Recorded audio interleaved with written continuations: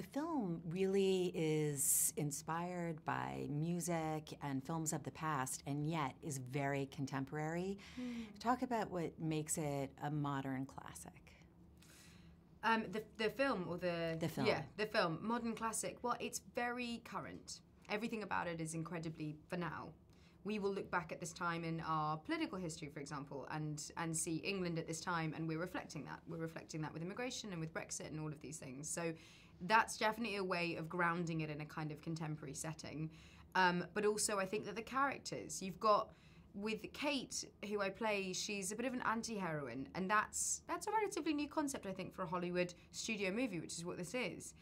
So to have a girl who's messy and wrong and flawed and, you know, messing up, it's something that I think is a modern take on it. Also, there's a lot about internet dating, which is particularly contemporary. Sure. And I just think that it's grounded in today. It definitely feels like that. Yeah, and tell us about Tom. How, I don't know, talk about his perspective of Kate and what really connects them. Yeah, I think Tom is an extremely sort of whimsical character. He's a bit of a romantic.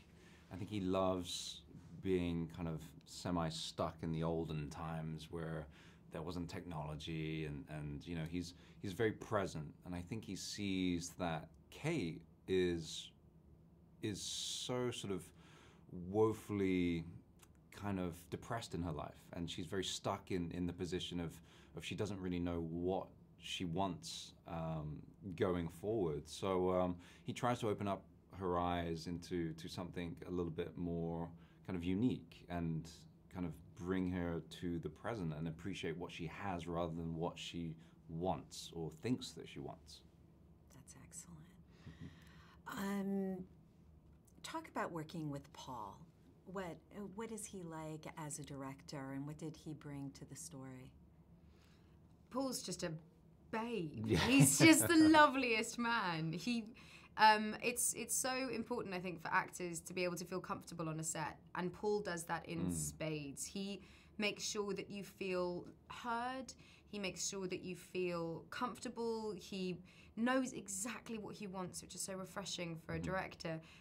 And he's charming, and he's funny, and he's gorgeous, and he's super just well dressed every single day. Supremely well turned out as a human being. But he allows you to sort of play.